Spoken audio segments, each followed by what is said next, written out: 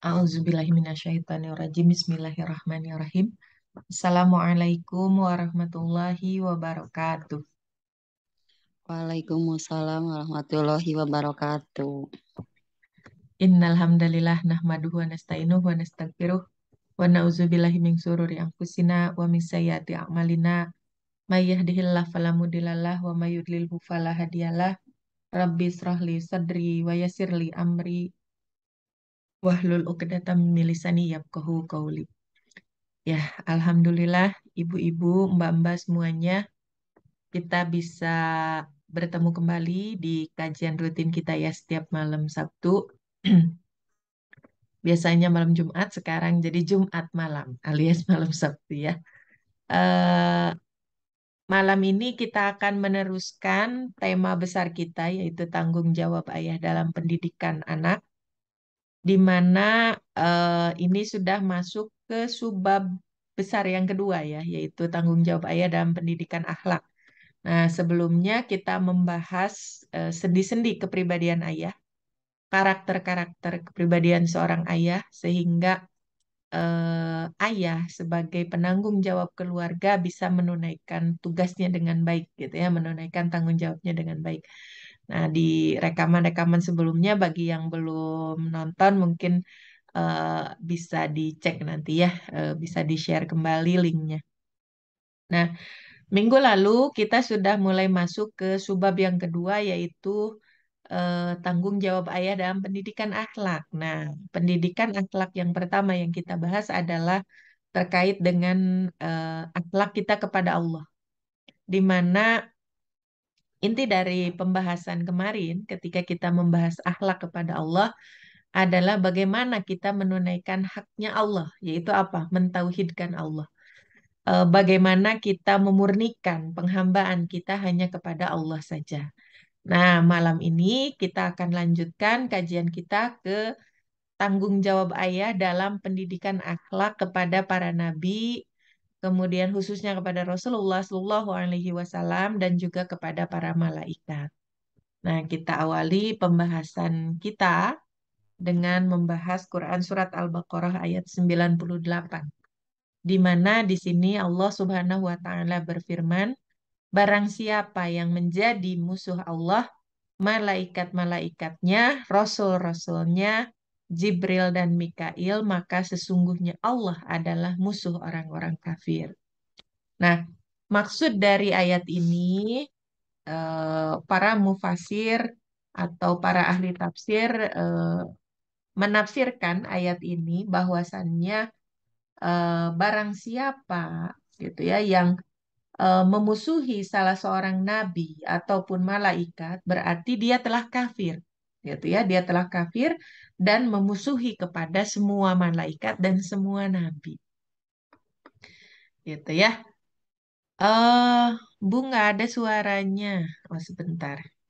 Kayaknya audionya belum connect deh, eh, Ibu Farida. Mungkin bisa di ini, bisa diklik eh, yang join audio. Oh ya, bentar, harus di-chat kayaknya.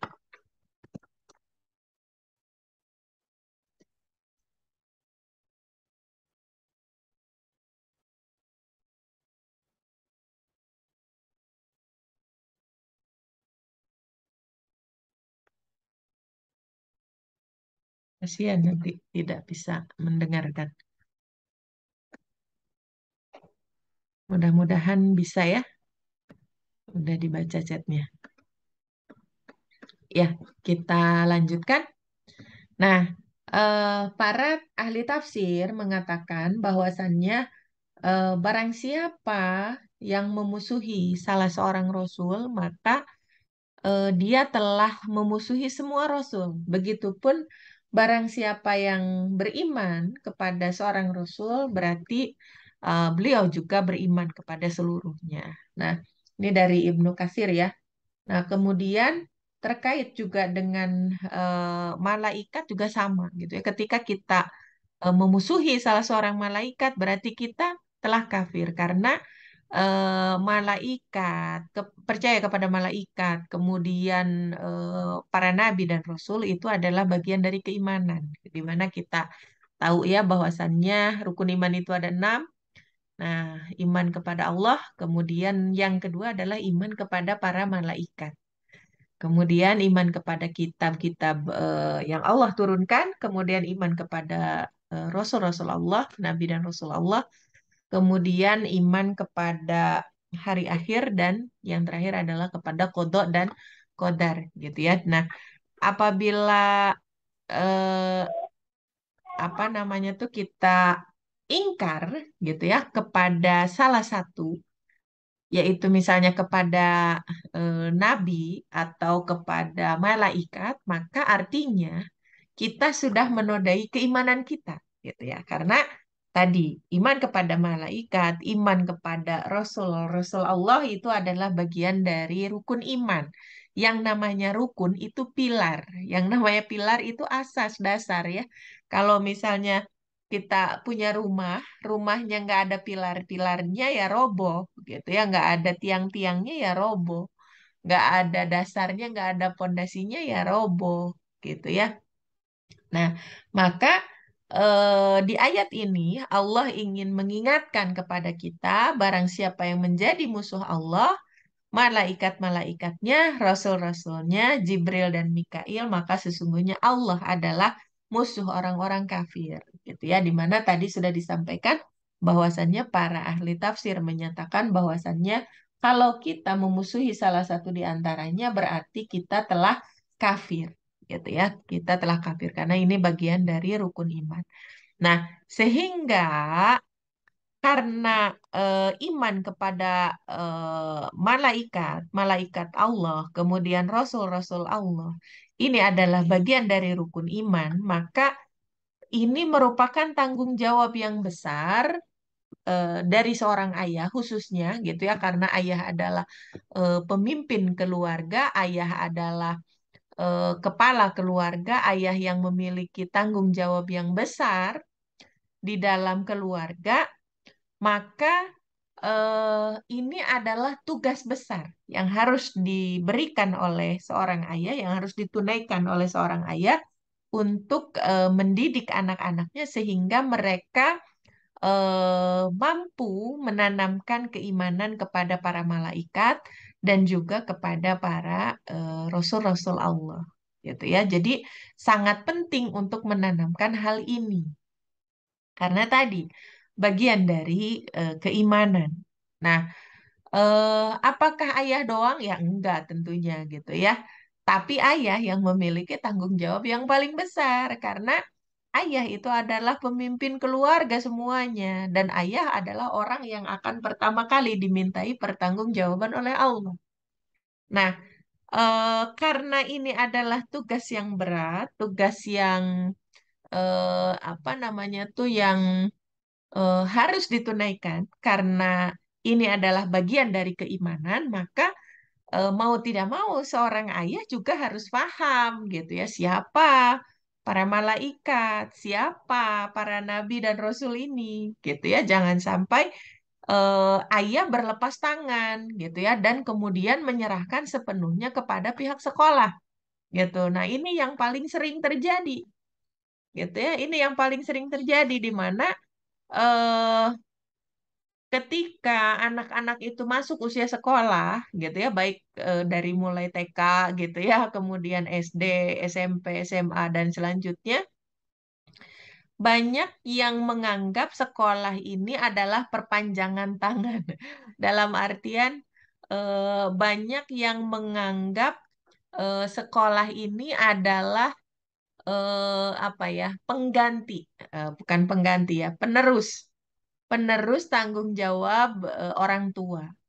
Nah, ini salah gitu ya. Ini apa namanya tuh eh, pemahaman yang keliru ketika para orang tua menganggap guru-guru di sekolah itu adalah wakil mereka untuk menunaikan tanggung jawab mereka mendidik anak-anaknya. Ini salah. Kenapa? Karena tetap tugas utama dalam mendidik anak-anak itu ada di pundak orang tua. Sekolah itu adalah supporting system. Sekolah adalah apa namanya tuh eh, pendukung gitu ya, pendukung orang tua untuk menunaikan tugas-tugasnya karena pada dasarnya tugas utama itu ada di tangan orang tuanya. Nah, ini juga yang pada akhirnya membuat gitu ya peran dan tanggung jawab orang tua itu beda-beda ketika menyekolahkan anaknya.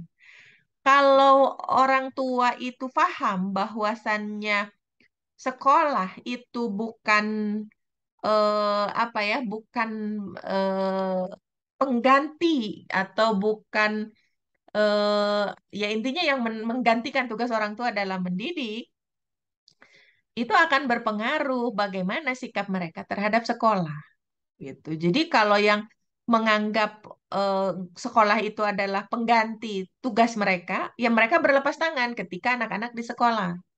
Tapi kalau orang tua itu menganggap bahwasannya sekolah ini adalah sporting system, maka mereka tidak akan melepaskan tanggung jawab itu.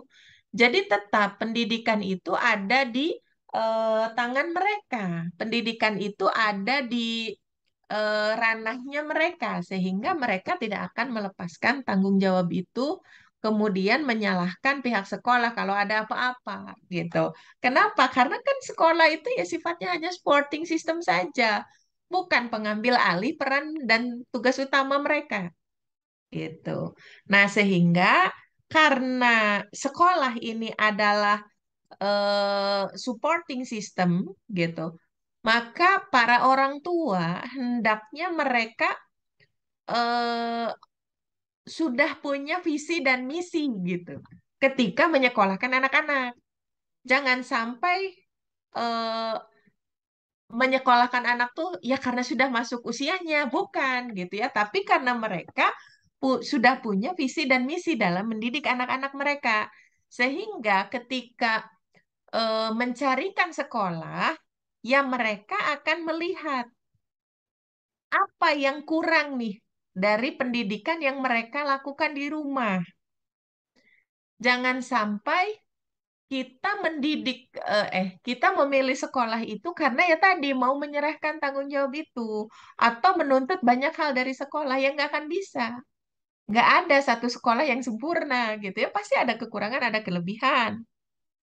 Dan sebetulnya pemilihan sekolah yang tepat itu ya sesuai dengan kebutuhan kedua orang tua. Untuk apa? Untuk melengkapi gitu ya, untuk menggenapkan, untuk menyempurnakan tugas dan peran mereka di rumah. Karena pada hakikatnya kan tanggung jawab itu ada di dalam diri mereka. Jadi jangan sampai ketika apa menyekolahkan anak-anak itu ya udah lepas tangan begitu saja, enggak begitu.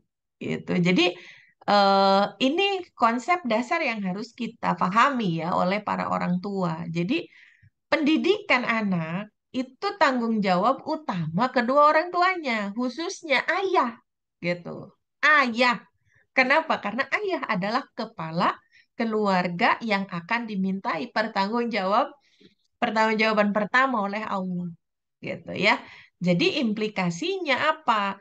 Ayah harus siap, ayah harus punya ilmu. Kalaupun misalnya ayah belum punya ilmunya, ya harus nyari. Kalaupun misalnya ayah apa namanya tuh belum menguasai, ya cari guru, sama-sama belajar. Gitu. Jangan malu belajar sama-sama dengan anak. Walaupun idealnya ya harusnya orang tua dulu kan yang paham gitu ya, sebelum kita memahamkan anak-anak kita. Nah, ini yang poin yang terpenting yang harus kita pahami di awal. Nah, sehingga kembali ke pembahasan kita, karena pendidikan anak itu adalah tugas utama dari para orang tua, maka orang tua ini harus paham duluan. Nah, karena kalau orang tua nggak paham gitu ya, nggak belajar, ya nggak akan bisa mengenalkan gitu ya. Terutama di sini kita membahas terkait dengan para nabi dan juga para malaikat. Kalau kitanya nggak kenal, ya gimana kita mau mengenalkan kan begitu? Karena ketika kita bicara akhlak kepada para nabi dan para malaikat, kita hendaknya mengajarkan tentang tiga hal ini, gitu ya, 3 poin penting yang harus kita sampaikan ke anak-anak kita, bukan hanya disampaikan, tapi juga harus difahamkan. Pertama apa? Kita kenalkan para nabi dan para malaikat itu, gitu ya. Nabi-nabi itu siapa? Kemudian para malaikat itu siapa? Rasul-rasul itu siapa? Gitu ya. Kemudian tugas yang kedua adalah bagaimana kita menyadarkan, bukan cuma menyampaikan gitu ya, tapi juga sampai menyadarkan bahwasannya para nabi dan para malaikat ini punya tugas-tugas masing-masing gitu. Dan ini harus sampai detil nih.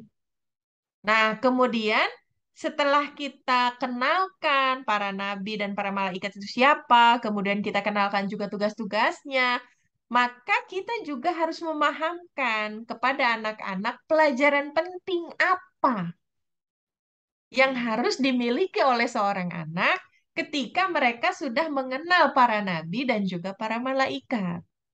Jadi nggak hanya sekedar ya udah ikut TPA, suruh ngafalin aja gitu ya. Malaikat itu siapa, kemudian dites tugasnya apa gitu ya, kemudian di ujian gitu ya, supaya bisa menjawab. Nggak begitu. Tapi harus sampai tertanam karena ini bagian dari keimanan. Ingat ya tadi poin pertama kita gitu ya, di slide yang sebelumnya, bahwasannya yang namanya iman kepada malaikat-malaikat Allah, kemudian rasul-rasul Allah itu adalah bagian dari keimanan, bagian dari rukun iman. Nah, barang siapa yang menjadi musuh Allah, musuh malaikat dan juga rasul-rasulnya, artinya gitu ya, kita sudah kafir. Nah, maka penting sekali kan menanamkan tentang ini karena ini bagian dari keimanan. Nah, jadi para ayah terutama khususnya gitu ya, karena penanggung jawab utama ini harus mampu untuk mengenalkan 3 poin ini sampai tertanam karena yang namanya iman itu kan pondasi. Kalau kita ngambang hanya sekedar tahu, ya hanya sekedar lewat, hanya sekedar pengetahuan, bukan sesuatu yang akan menambah keyakinan. Padahal kalau kita kembali ke definisi iman, itu kan tasdikul jazm, pembenaran secara pasti. Jadi kita benar-benar nggak ada keraguan sedikit pun gitu ya terhadap para malaikat, terhadap para nabi dan rasul gitu ya. Karena itu adalah bagian dari keimanan kita. Jangan-jangan gitu ya, kita masih setengah-setengah dalam beragama, jangan-jangan kita baru hanya sekedar kenal, baru hanya sekedar tahu, tahu sama Allah, tahu sama malaikat, tahu sama rasul-rasul, tapi belum sampai mendarah daging, belum sampai memetik pelajaran penting gitu ya, belum sampai kepada keyakinan yang 100% tadi. Karena kan iman itu tasdikul jazm, pembenaran secara pasti, bukan hanya sekedar tahu gitu. Karena ada konsekuensi nanti dari keimanan. Kalau kita benar-benar tasdikul jazm, konsekuensinya apa? Nanti kita akan bisa lihat indikator orang-orang yang benar-benar sudah mantap nih keimanannya sudah 100% ataukah baru sekadar tahu tadi gitu. Nah, ini penting sekali nih. Gitu ya. Jadi ketika kita bicara pendidikan akhlak kepada para nabi dan para malaikat, intinya kita harus menanamkan 3 hal ini. Pertama, mengenalkan dulu, gitu ya, karena tak kenal maka tak aruf kan, gitu ya, harus dikenalkan. Gak mungkin anak-anak ujuk-ujuk tahu siapa itu malaikat, siapa itu nabi, rasul. Kalau kita tidak mengenalkan. Kemudian yang kedua, menjelaskan tugas-tugas para nabi dan malaikat ini sejelas-jelasnya. Sampai mereka paham. Kemudian, pelajaran apa nih? Gitu. Pelajaran apa yang harus anak-anak pahami ketika mereka sudah kenal dengan para nabi dan juga kenal dengan para malaikat ini. Gitu. Karena kesadaran inilah yang akan mempengaruhi tingkah laku mereka. Gitu. Jadi ini tugas berat gitu ya yang harus apa kita sampaikan. Nah, lalu apa? Siapa para nabi ini? Siapa para malaikat ini? Kita enaknya bahas malaikat dulu ya, karena kan rukun imannya malaikat dulu ya sebelum nabi dan rasul. Nah, ini yang apa namanya tuh harus dikenalkan pertama kali. Mereka harus benar-benar yakin bahwasannya para malaikat dan para nabi ini ada gitu. Jangan sampai oh itu cuma cerita doang gitu. Jangan sampai mereka nggak meyakini kalau para malaikat dan para nabi dan rasul ini nggak ada gitu. Karena dasar keimanan ya harus kenal dulu kan harus yakin dulu kalau itu ada. Nah, sebetulnya kita bisa menerangkan gitu ya untuk apa ya untuk mengetahui bahwasannya atau untuk meyakini bahwasannya nabi dan para malaikat ini ada itu dari sebuah ilustrasi. Kalau saya enaknya karena orang elektro mungkin ya enaknya ya ngajarin ngasih contohnya kalau kita bicara alat-alat elektronik lah gitu ya. Kalau ibu-ibu, mbak-mbak misalnya beli barang yang setiap hari pasti dipegang oleh kita gitu ya. Barang apa itu? Handphone ya. Kalau kita beli HP, pasti kan eh kita dikasih buku petunjuk ya. Dikasih buku petunjuk, terus diterangin juga sama sales gitu kan. Kalau kita apa mau menyalakan HP-nya kayak gimana sih gitu kan. Kalau kita mau kenal fitur-fitur yang ada di dalam HP-nya itu seperti apa sih gitu. Nah, kita pasti kenalnya lewat manual book atau lewat sales yang menerangkan kepada kita kan gitu ya. Nah, biasanya kan kita kalau misalnya jalan-jalan mau beli HP gitu ya ke toko HP itu kan biasanya ada mbak-mbak sama emas-emas yang ayo ibu mau cari HP yang kayak gimana? Nah, mereka kasih lihat kan. Ini contohnya ini HP Samsung keluaran terbaru misalnya atau Oppo lah apalah gitu ya. Nah, mereka kan pasti ngasih ngasih penjelasan ini fiturnya begini gitu kan. Nah, nanti kalau misalnya kita jadi beli, pasti kan dikasih tuh, dikasih kotak ya, dikasih kotak. Nah, dan di dalam kotak itu salah satunya isinya manual book. Walaupun untuk HP-HP sekarang itu nggak selengkap dulu ya. Kalau dulu kan ada printing apa manual booknya. Kalau HP-HP sekarang kadang-kadang cuma informasi webnya gitu ya. Karena kan sekarang sudah serba digital ya, nggak semuanya di print out gitu sih manual booknya. Tapi intinya itu pasti ada tuh, ada manual book, terus ada orang yang nerangin. Nah, ketika apa namanya tuh kita beli HP, kita kan nggak ketemu sama pembuat HP-nya kan. Kita hanya ketemu dengan sales, orang tangan keberapa gitu ya yang ngasih tahu ke kita. Nah, hanya orang-orang tertentu yang bisa mendapatkan akses secara langsung kepada pencipta HP-nya, gitu. Dan itu orang-orang yang spesial pastinya ya, yang punya privilege gitu ya, yang punya apa ya, eh, kedudukan spesial lah, yang bisa bertemu langsung dengan penciptanya. Contohnya kayak gini lah, kita ngakses Facebook.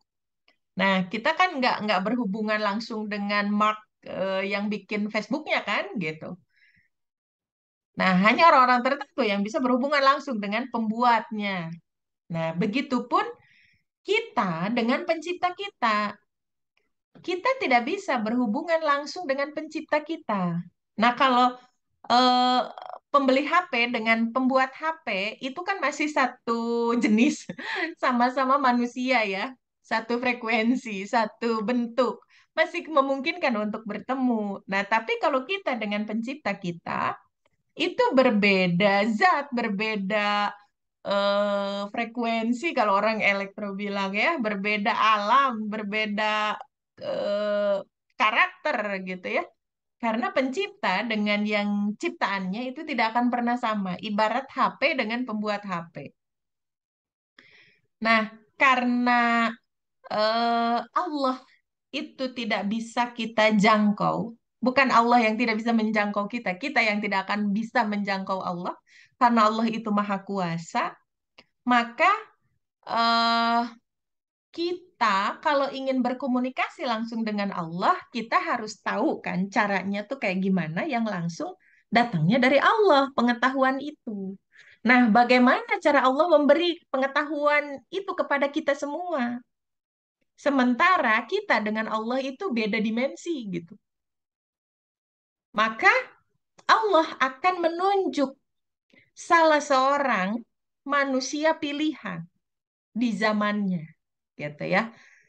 Siapa orang-orang ini? Orang-orang yang memang sudah Allah persiapkan, yang akan memberitahu kita kepada manusia yang lain, gitu ya, kepada kita, bagaimana cara kita berhubungan dengan Allah. Kenapa kok harus dikasih tahu? Karena yang namanya ciptaan itu selamanya nggak akan pernah bisa apa ya, lepas, gitu ya, nggak bisa berlepas diri dari penciptanya. Kenapa? Karena yang namanya ciptaan itu selalu punya sifat lemah, terbatas dan membutuhkan, gitu ya, membutuhkan zat yang maha kuat. Karena untuk menutupi kelemahan itu nggak bisa dia kalau bergantung kepada sesuatu yang lemah lagi. Jadi selamanya pasti yang namanya ciptaan itu akan bergantung kepada penciptanya. Nah, tapi masalahnya gimana cara kita bergantung, gimana cara kita berkomunikasi, maka harus tahu caranya. Nah, harus dikasih tahu siapa orang yang ngasih tahu. Sementara kalau manusia biasa, ya tidak punya akses juga gitu ya untuk bertemu langsung dengan Allah gitu ya, untuk mengetahui lebih banyak tentang Allah. Kenapa? Bukannya Allah tidak bisa, tapi kitanya yang nggak akan sanggup. Bagaimana ketika Nabi Musa ingin tahu gitu ya, ingin melihat zat Allah. Kata Allah apa? Lihat dulu aja ciptaannya gitu ya, suruh merhatiin sebuah gunung, Gunung Tursina kalau nggak salah ya. Nah, kemudian tiba-tiba gunung itu meledak. Nabi Musanya pingsan, kaget gitu ya. Gunung yang tadinya segitu kokohnya tiba-tiba meledak. Apa yang akan terjadi? Ya kaget lah gitu. Kata Allah tuh lihat ciptaannya aja kita nggak sanggup. Ya apalagi kita mau melihat zat Allah, belum waktunya gitu. Maka harus ada manusia pilihan nih. Harus ada manusia pilihan. Kenapa harus manusia pilihan? Kenapa nggak sembarangan manusia saja? Karena dia akan menyampaikan satu kabar tentang sesuatu yang belum ada sebelumnya. Kalau orang yang nggak bisa dipercaya, ya gimana orang lain mau mempercayai dia? Karena keimanan terhadap hal yang goib itu benar-benar keyakinan tingkat tinggi itu, gitu ya. Beda kalau kita bicara misalnya, yakin nggak kambing itu ada? Yakin. Kenapa? Bisa dilihat, bisa diraba, gitu kan. Tapi kalau kita bicara hal-hal yang gaib, itu kan butuh pembuktian-pembuktian yang banyak. Makanya nggak bisa orang sembarangan. Kalau orang jahat misalnya yang dikasih, yang dititipi informasi gitu ya, bagaimana cara berhubungan dengan Tuhannya, ya orang nggak akan percaya orang dia suka berbohong misalnya. Nah, maka harus ada orang pilihan di antara manusia yang akan menyampaikan kabar yang luar biasa berat ini. Nah, pertanyaannya, kalau sama-sama manusia, sama-sama dong dengan kita, nggak bisa berhubungan secara langsung dengan pencipta. Nah, maka Allah akan mengutus satu makhluk yang Allah ciptakan juga, yang mana makhluk ini bisa berhubungan dengan Allah, juga bisa berhubungan dengan manusia. Nah, makhluk penghubung ini harus yang punya sifat, yang punya karakter taat saja. Kenapa? Kalau dikasih hawa nafsu kayak manusia, nanti bisa-bisa kabar dari langit kabarnya A nyampainya Z gitu. Jadi benar-benar harus punya karakter taat saja. Mereka hanya taat terhadap apa yang diperintahkan oleh Allah. Allah memerintahkannya seperti itu, ya itu yang akan ditaati. Itu yang akan dilaksanakan. Nah, makhluk inilah yang akan menjadi penghubung antara manusia dengan Tuhannya. Dan tidak semua malaikat, karena malaikat itu banyak. Tugasnya juga beda-beda. Nah, ada malaikat yang akan menjadi penghubung antara manusia pilihan tadi dengan Tuhannya. Yaitu siapa? Malaikat Jibril. Nah, malaikat Jibril inilah yang menyampaikan wahyu kepada para nabi dan rasul, gitu ya. Bedanya apa sih nabi dan rasul? Kalau dulu saya waktu sekolah dapatnya kalau nabi itu diutus untuk satu kaum, apa? Untuk membawa risalah untuk dirinya sendiri, sedangkan kalau rasul itu untuk kaumnya. Kalau dulu saya dikasih taunya begitu. Tapi setelah saya mengkaji lebih lanjut, saya memahaminya yang namanya nabi dan rasul itu sama-sama membawa risalah. Dan untuk kaumnya, bukan untuk dirinya sendiri.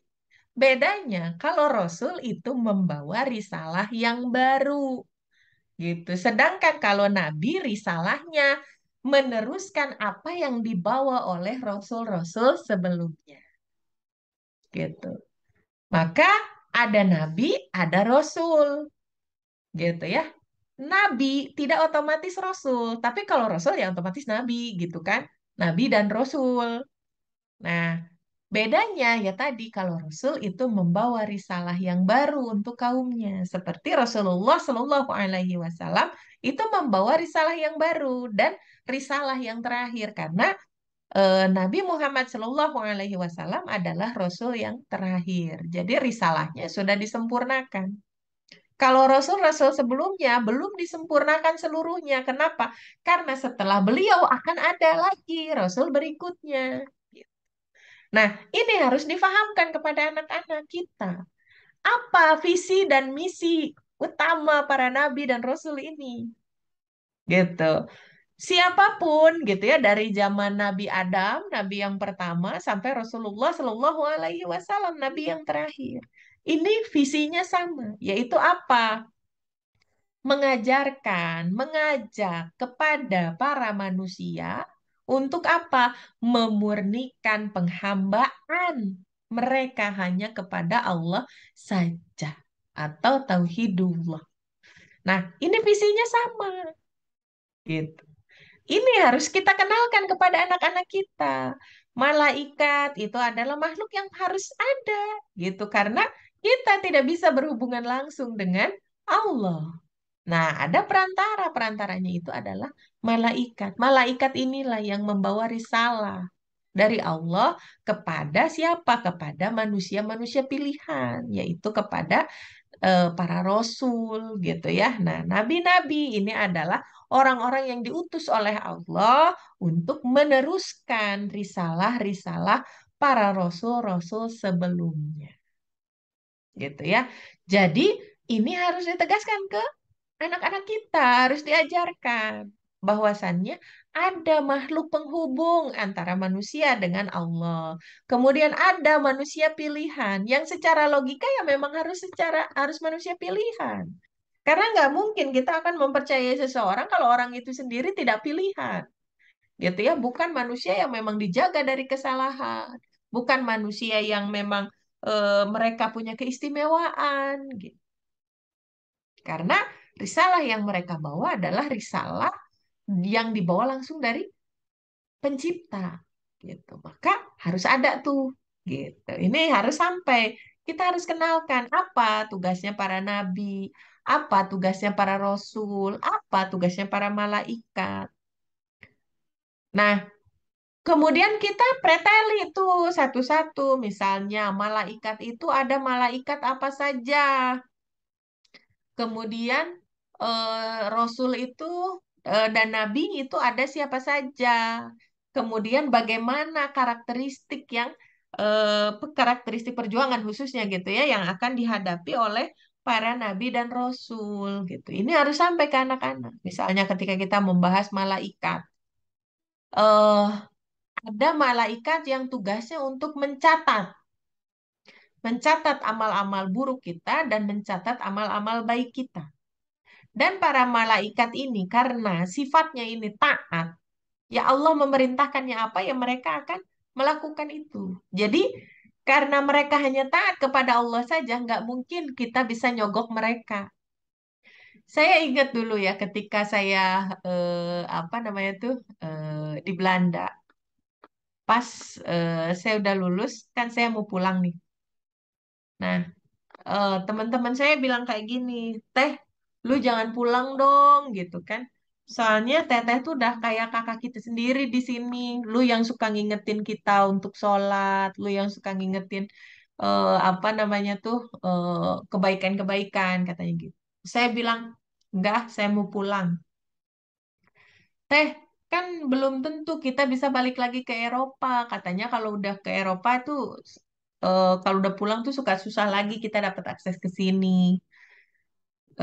Kan kalau kita udah lulus, kita dapat peluang untuk kerja di sana ya. Ada visa khusus para pencari kerja gitu ya, bagi yang sudah lulus dari sana. Saya bilang, enggak, saya mau pulang aja. Kenapa saya mau pulang? Karena saya merasa keimanan saya masih seperti kalau disampaikan oleh Imam Bukhari, iman itu yazid wa yankus gitu ya, suasananya bertambah dan berkurang. Bertambahnya keyakinan kita, bertambah bagusnya suasana keimanan kita karena ketaatan kita kepada Allah. Dan yankus akan berkurang seiring dengan kemaksiatan-kemaksiatan yang kita lakukan. Nah, saya karena saya tahu diri gitu ya, keimanan saya belum kuat. Kalau saya di Belanda itu banyak sekali godaannya. Ya memang di satu sisi kita jadi benar-benar nguji ya, maksudnya nguji itu kita beriman tuh karena siapa sih? Karena Allah ataukah karena orang? Karena kalau karena Allah ya dimanapun di bumi Allah kan harusnya sama kualitasnya ya. Nah, tapi dipungkiri ataukah tidak, suasana kondusivitas lingkungan itu akan mempengaruhi juga gitu. Kita berada di lingkungan yang positif itu akan membuat suasana keimanan kita kan terjaga ya. Tapi kalau berada di lingkungan yang kurang kondusif gitu ya, ya kadang-kadang kan manusia ada lalainya ya, ada apa namanya itu ada gersangnya gitu kan. Nah, saya merasa saya banyak gersangnya kalau di sana. Makanya saya sudah bulat enggak, saya mau pulang, saya bilang. Tapi kan kalau di Indonesia susah teh gitu ya. Mana ada kan rata-rata tuh kalau lulusan S1 ya di sana itu seingat saya waktu itu minimal itu gaji fresh graduate-nya itu sekitar 2.000 euro per bulannya. Itu belum dipotong pajak ya. 2.000 euro. Nah, kalau se-euronya 13.000 kan lumayan ya 26 juta. Terus teman saya bilang kayak gitu. Ada salah satu teman saya yang bilang kayak gitu. Teh, mana ada di Indonesia yang mau bayar kita segitu? Terus saya bilang begini, saya tuh ke sini bukan mau nyari duit. Kalau saya di sini dapat gaji gede, terus gaji saya bisa buat nyogok malaikat, saya bilang saya mau tinggal di sini. Kenapa? Karena saya merasa saya belum kuat keimanannya. Ada weh gitu ya, kemaksiatan-kemaksiatan yang sengaja maupun tidak disengaja gitu ya. Entah lihat yang maksiat lah, kan itu juga kemaksiatan ya. Entah kita apa namanya tuh kurang hati-hati di dalam makanan lah atau di dalam tontonan lah atau apalah gitu. Makanya saya mau pulang aja, saya bilang gitu. Nah, kalau misalnya gaji yang gede itu bisa buat nyogok malaikat, saya bilang saya mau tinggal di sini. Tapi sayangnya kan enggak ya, duit gede juga nggak bisa buat nyogok malaikat. Tolong dong malaikat jangan catat deh kemaksiatan saya saat ini. Nggak bisa. Karena malaikat ini kan karakternya hanya taat, taat kepada Allah. Dan ini harus menghujam dalam diri kita maupun dalam diri anak-anak kita. Mereka harus tahu bahwasannya yang namanya malaikat itu tugasnya taat doang gitu. Kalau Allah memerintahkan catat, ya catat. Nggak bisa tuh kita sogok gitu ya dengan uang segepok. Buat apa? Malaikat nggak butuh gitu ya.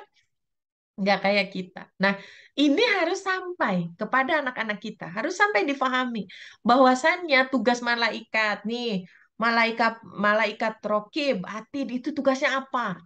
Nanti ada malaikat Malik dan Ridwan. Nah, gambarkan karakter malaikat Malik itu kayak gimana? Malaikat Ridwan itu seperti apa? Gitu ya. Sehingga anak-anak itu kenal. Tapi ada step by step ya, nggak ke anak-anak kecil langsung kita gambarkan gambaran malaikat tuh gini gini gini gini. Nah, di buku yang sedang kita bahas gitu ya, yang tanggung jawab ayah terhadap anak laki-laki di sini ya sama anak perempuan, di sini disampaikan kalau sama anak-anak yang belum mumayyiz, belum bisa membedakan mana yang salah dan benar, kita tidak perlu menceritakan malaikat tentang sosoknya ya. Kita cukup menceritakan malaikat itu tugas-tugasnya apa. Kemudian sampai mereka paham gitu ya bahwasannya oh malaikat ini yang tugasnya begini tuh ya selamanya akan begitu. Ya, malaikat, rokib dan atid. Mereka tuh nyatet ya nyatet doang gitu. Nggak bisa tuh lepas gitu ya satu kejadian pun yang tidak dicatat. Nah, gunanya apa catatan-catatan itu? Sebagai bukti nanti, gitu ya, ini adalah keadilannya Allah. Sebagai bukti nanti ketika kita di akhirat, kita diadakan pengadilan akhirat, gitu ya, kita akan diadili oleh Allah. Dan saksinya, bukti-buktinya, saksinya kan organ badan kita ya, tangan kita, kaki kita, itu akan bersaksi. Kemudian bukti-buktinya apa? Bukti-buktinya adalah catatan-catatan malaikat tadi. Oh, Endang, jam segini, tanggal segini, oh dia bermaksiat, gitu kan.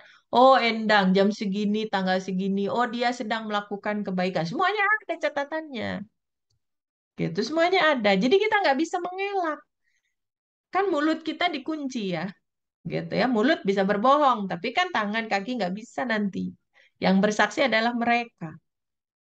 Gitu. Nah, ajarkan kepada anak-anak kita tentang tugas-tugas itu. Nah, kemudian bagaimana dengan tugas-tugas para nabi? Apa yang dilakukan oleh para nabi tadi? Ya, para nabi itu kan tugas utamanya adalah untuk apa?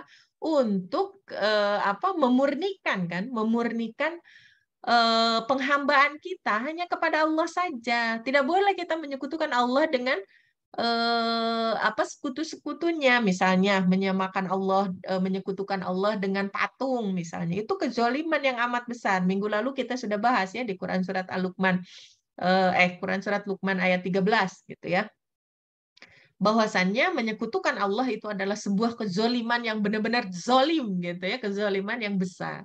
Karena kita menyamakan Allah dengan makhluknya. Ketika kita menyandingkan Allah dengan patung misalnya, berarti kan kita menyamakan Allah dengan patung. Padahal Allah siapa, patung siapa. Gitu. Dan itu kejahatan luar biasa gitu ya ketika kita menyamakan pencipta dengan ciptaan.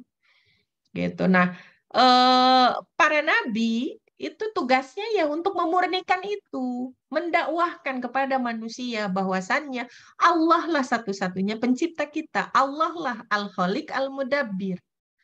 Kalau kita mau selamat ya pakai aturan Allah, bukan pakai aturan manusia. Kenapa? Karena manusia itu punya sifat lemah, terbatas dan membutuhkan. Kalau kita pakai aturan buatan manusia ya kita nggak akan selamat. Gimana mungkin kita bisa menyelamatkan diri kita, menyelamatkan orang lain, kalau pada hakikatnya kita sendiri nggak kenal dengan diri kita, dengan orang lain. Kita bikin aturan buat diri sendiri saja, kadang-kadang kita keliru. Apalagi kalau kita bikin aturan untuk orang lain. Gitu. Maka penting sekali kita mengajarkan kepada anak-anak kita apa tugasnya Nabi dan Rasul ini. Apa tugasnya para malaikat ini sehingga mereka tergambar, sehingga mereka semakin terbayang, oh tugas nabi dan rasul itu begini, oh malaikat itu siapa, oh malaikat itu tugasnya begini. Nah, dan kita benar-benar harus menyadarkan mereka bahwasannya tugas-tugas mereka itu tidak mudah, tidak sepele, terutama para nabi dan rasul ya. Kita bicara nabi dan rasul dulu gitu ya. Tugas-tugas mereka itu nggak mudah. Kenapa nggak mudah? Karena mereka akan berhadapan dengan para manusia yang diberikan hawa nafsu oleh Allah, di mana hawa nafsu ini berpotensi untuk membuat manusia-manusia ini lalai, membuat manusia-manusia ini sombong, gitu ya. Dan itu yang dihadapi oleh para nabi dan rasul. Mereka pada hakikatnya akan senantiasa berbenturan. Yang namanya hak dengan batil itu selamanya akan berbenturan. Dan itu pula yang dialami oleh para nabi dan rasul. Bahkan ada yang sampai dibunuh oleh kaumnya, yaitu resiko. Resiko dakwah namanya. Tapi itu tugas mulia. Gitu. Tugas mulia para nabi dan rasul itu yang membuat mereka istimewa di hadapan Allah. Gitu. Dan kemudian kita juga sampaikan sisi kemanusiaannya para nabi dan rasul. Ada kalanya mereka juga bukan putus asa, sedih gitu ya. Ada kalanya mereka sedih ketika mendakwahi kaumnya gitu ya, kok nggak berubah-berubah. Apalagi kalau kita bicara ini ya, kisahnya Nabi Nuh. Sedih banget kan? Nabi Nuh itu kan hidupnya ratusan tahun. Selama ratusan tahun pengikutnya berapa? Yang sedikit pengikutnya, padahal ratusan tahun hidupnya. Ya, tapi apakah beliau berhenti gitu dari dakwah? Kan enggak. Dakwah itu harus tetap berlangsung. Dan aktivitas dakwah ini adalah aktivitas yang mulia. Dan ini juga yang harus kita sampaikan ke anak-anak. Sehingga anak-anak dengan segala kemampuan yang mereka miliki, dengan kelebihannya masing-masing, dengan kekurangannya masing-masing, mereka tetap bisa berkontribusi dalam dakwah ini. Kenapa? Karena pada hakikatnya, visi para nabi dan rasul itu kan tadi yaitu memurnikan penghambaan kita hanya kepada Allah saja, tauhidullah gitu. Nah, anak-anak kita pun selain kitanya sendiri yang tauhidullah, kita pun harus menyampaikan ini kepada orang lain. Karena ini adalah bagian dari aktivitas para nabi yang pahalanya sangat luar biasa. Nah, sampai anak-anak tuh oh, ketika kita dakwah, kemudian nanti kita dapat apa namanya tuh cacian, kita dapat halangan, ya itu wajar. Nabi dan Rasul aja begitu kok. Tapi mereka tetap istiqomah. Nah, bagaimana mereka supaya tetap istiqomah? Terus menguatkan keimanan mereka. Nah, itu pun yang harus kita lakukan. Gitu. Jadi pengajaran kita kepada anak-anak kita terkait dengan akhlak kepada para nabi dan malaikat harus sampai mereka harus sampai mereka tahu, oh pelajaran pentingnya kita belajar ini tuh apa, misalnya terkait dengan malaikat. Jadi kita hati-hati dalam berbuat kan. Kenapa? Karena nanti ada malaikat sisi kiri, sisi kanan kita gitu yang akan mencatat kebaikan kita, keburukan kita.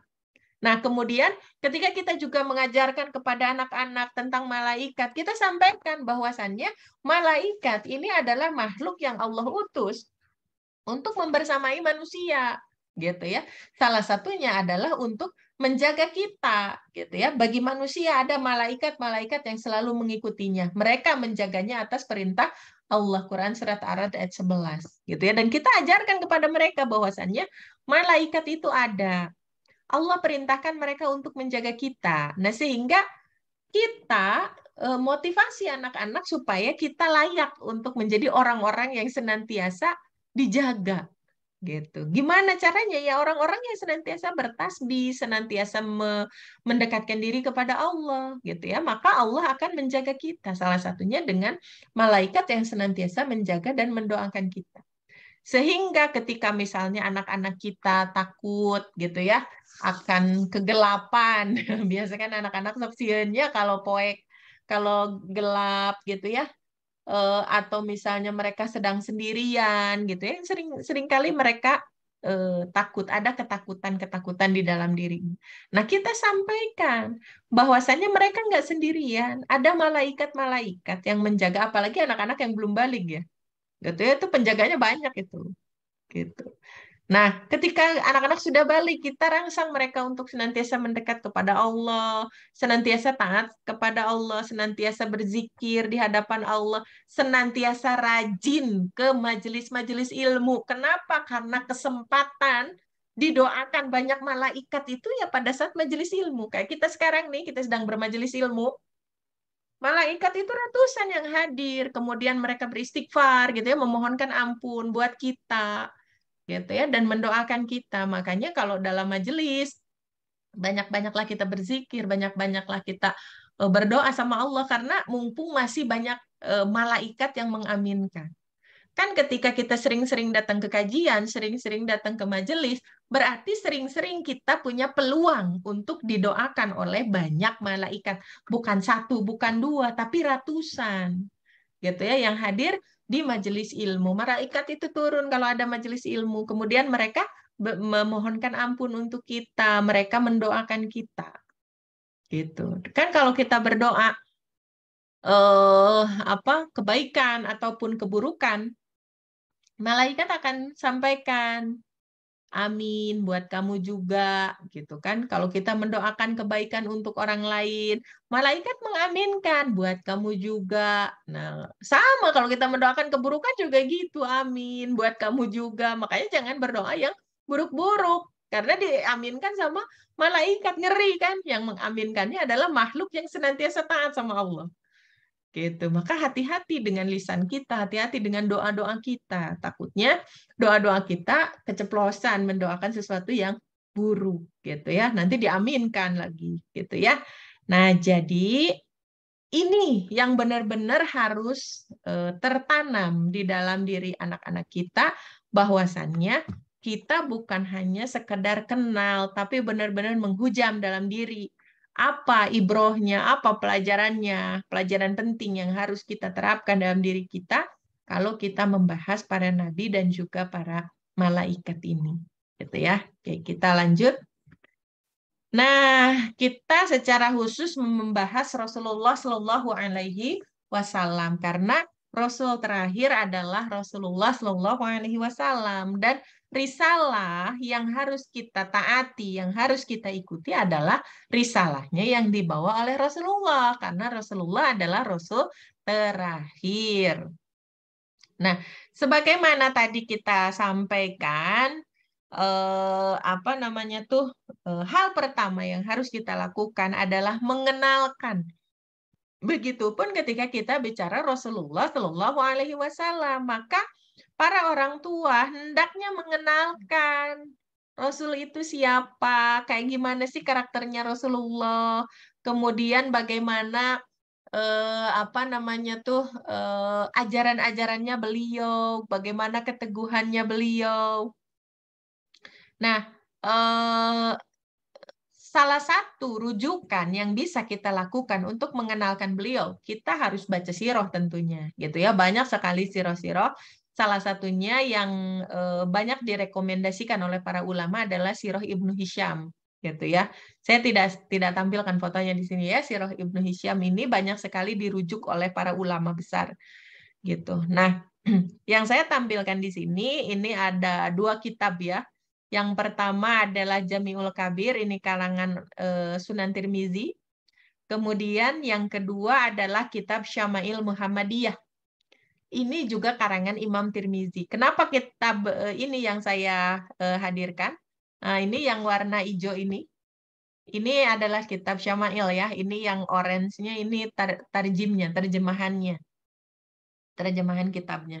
Nah, waktu saya di Mahad Hodimusunnah, ketika membahas tentang ini dua kitab yang wajib dikaji ya, salah satunya di Hodimusunnah. Biasanya kalau Syama'il Muhammadiyah itu di daurah awal semester biasanya suka ada, atau daurah tengah-tengah semester atau akhir semester.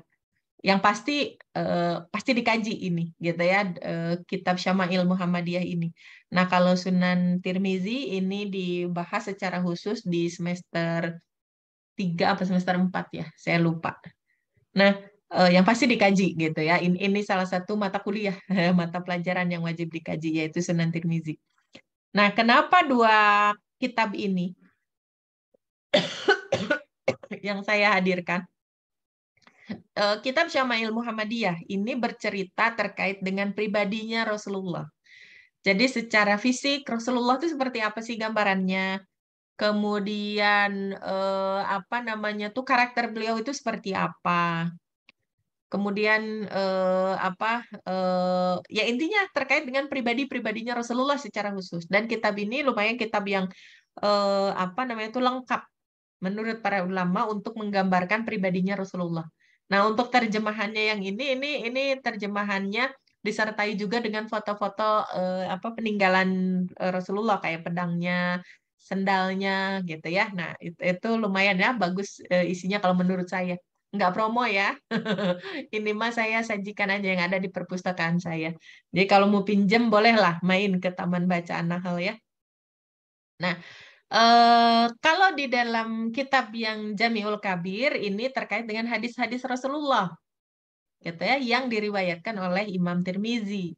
Nah, apa namanya tuh?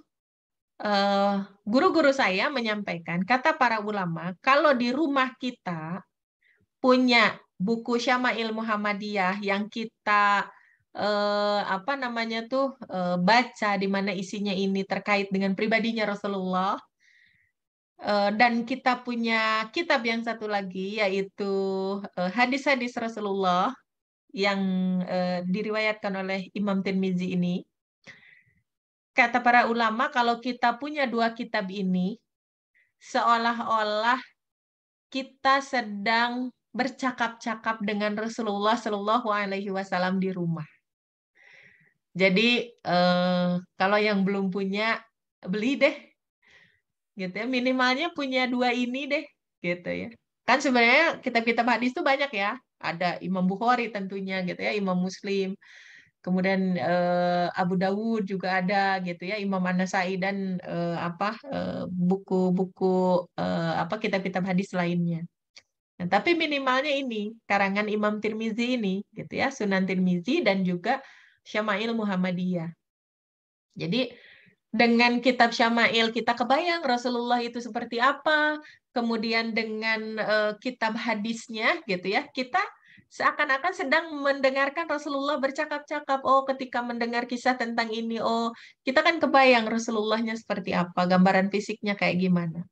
Guru saya tuh pernah cerita, ada sahabatnya yang sudah mengkaji tentang kitab Syama'il Muhammadiyah ini, bermimpi bertemu dengan Rasulullah Shallallahu Alaihi Wasallam, dan beliau sangat yakin gitu ya, walaupun secara apa namanya tuh di dalam hadis itu disampaikan kan, kalau kita mimpi bertemu dengan Rasulullah itu pasti dengan Rasulullah, karena iblis itu tidak bisa menyerupai Rasulullah. Iblis bisa menyerupai yang lain tapi tidak dengan Rasulullah. Nah, ketika beliau bermimpi dengan Rasulullah, karena sudah mengkaji kitab Syama'il ini, dan beliau ingat salah satu ciri fisiknya Rasulullah waktu itu dipeluk, beliau pastikan gitu ya, di punggungnya Rasulullah itu tuh ada apa, kayak kayak batu, bukan batunya, apa sih di istilahnya tuh di kitab itu? Saya lupa istilahnya ya, intinya kecil gitu ya, ada yang ngejendil gitu. Di antara lupa saya, di antara bahunya kalau nggak salah gitu ya. Udah lama juga saya nggak buka lagi kitab ini. Nah, jadi ketika di mimpi itu, karena beliau sudah mengkaji kitab ini, pas berpelukan dengan Rasulullah itu dipastikan, oh iya benar ini Rasulullah. Terus ada juga yang mimpinya itu ketika melihat Rasulullah sedang berjalan dengan para sahabatnya. Nah, di ciri fisik ini, di kitab ini, di kitab Syama'il, Rasulullah itu orangnya memang tinggi dan langkahnya tuh cepet, gitu. Langkahnya tuh cepet.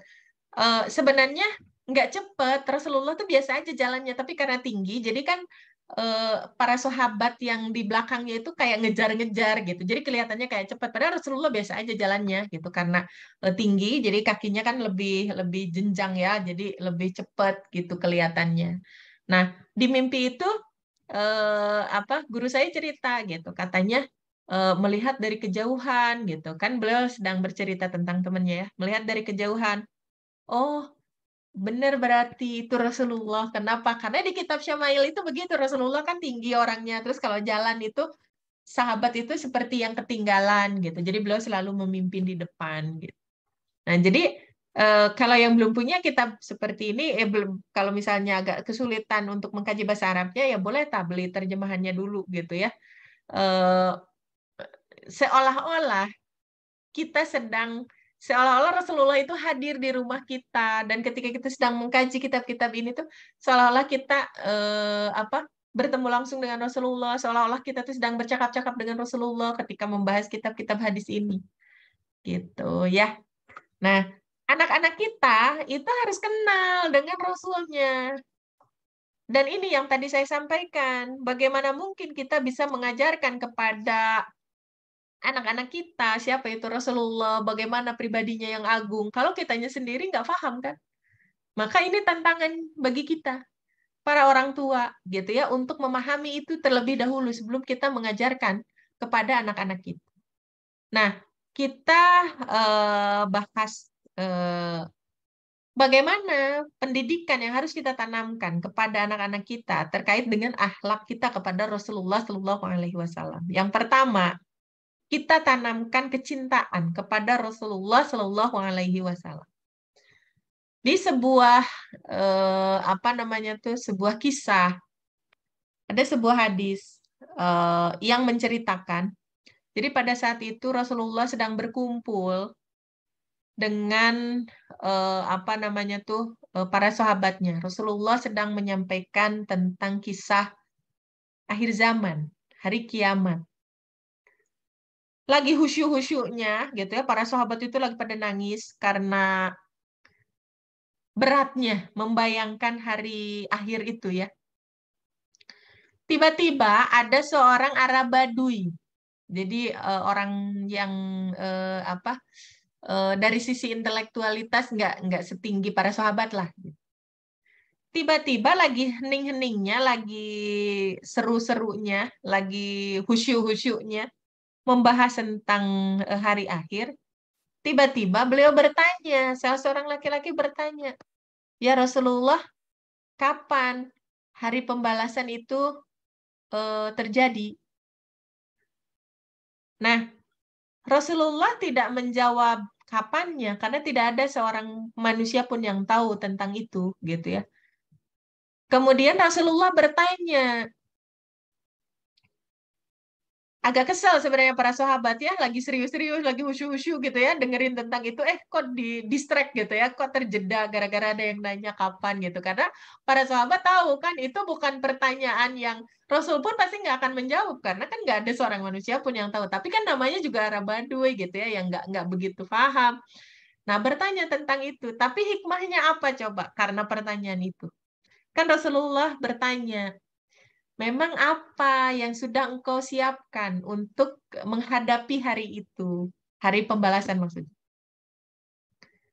Kemudian orang Arab Baduy ini dengan polosnya menjawab, nggak ada.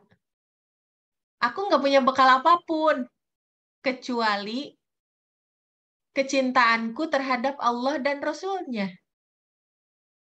Kemudian, apa yang disampaikan oleh Rasulullah? Engkau akan bersama dengan apa yang engkau cintai. Oh, para sahabat itu seneng banget pas denger itu. Makanya semua orang itu langsung, aku cinta sama engkau Rasulullah, aku cinta Umar, aku cinta Abu Bakar, semuanya disebutin gitu ya. Kenapa? Apa namanya tuh? Karena ya tadi Rasulullah menyampaikan, kamu akan bersama dengan apa yang kamu cintai gitu. Kita akan bersama dengan apa yang kita cintai. Maka disinilah pentingnya kita menyampaikan kepada anak-anak kita bagaimana cara kita untuk mencintai Rasulullah. Walaupun mungkin secara amal, aduh apa sih yang bisa kita banggakan gitu ya? Tiap hari maksiat, tiap hari boro-boro beramal gitu ya. Tapi ketika mendengar hadis itu, ini yang harusnya menjadi motivasi terbesar kita untuk terus berusaha mengkaji ya, terus berusaha mendekat kepada Allah, mendekat kepada Rasulullah. Karena ya tadi di hadis Rasulullah itu disampaikan, kita akan bersama dengan apa yang kita cintai. Nah, disinilah pentingnya kita menanamkan kecintaan anak-anak kita kepada Allah, kepada para malaikat, kepada Rasulullah, dan Rasul-Rasul yang lainnya, kepada para ulama, gitu ya, kepada guru-gurunya. Jangan sampai kecintaan mereka lebih besar kepada idola-idola mereka dari artis-artis itu, gitu ya. Apalagi sekarang ya K-pop itu kan apa sampai army itu kan apa army itu apa lagi sih ya intinya fans basisnya apa artis-artis Korea ya yang sekarang lagi marak. Jangan sampai anak-anak kita lebih mencintai itu, karena ingat hadis tadi, kita akan dibangkitkan, kita akan dibersamai gitu ya, dengan kita akan diikutkan dengan apa yang kita cintai. Kalau kecintaan kitanya yang lebih besar itu sama artis-artis K-pop, ya kita akan dibangkitkan dengan mereka. Mau enggak? Siapa mereka? Orang-orang kafir. Mau enggak kita dibangkitkan dengan orang-orang kafir? Kan enggak. Hendaknya hadis ini tuh menjadi tamparan keras buat kita semua. Karena kita akan dibangkitkan dengan apa yang kita cintai. Kita akan bersama dengan apa yang kita cintai. Dan para sahabat itu berlomba-lomba, gitu. Kenapa mereka tuh sangat cinta dengan Rasulullah? Mereka juga tahu diri, gitu kan. Padahal para sahabat aja tahu diri, gitu. Kalau mereka tuh amal-amalannya jauhlah dengan amal-amalannya Rasulullah. Tapi Arab Baduy aja yang nggak punya persiapan apa-apa kecuali cintanya yang besar terhadap Allah dan Rasulnya. Rasulullah menyampaikan seperti itu. Kalau kita akan dibangkitkan, kalau kita akan bersama dengan apa yang kita cintai.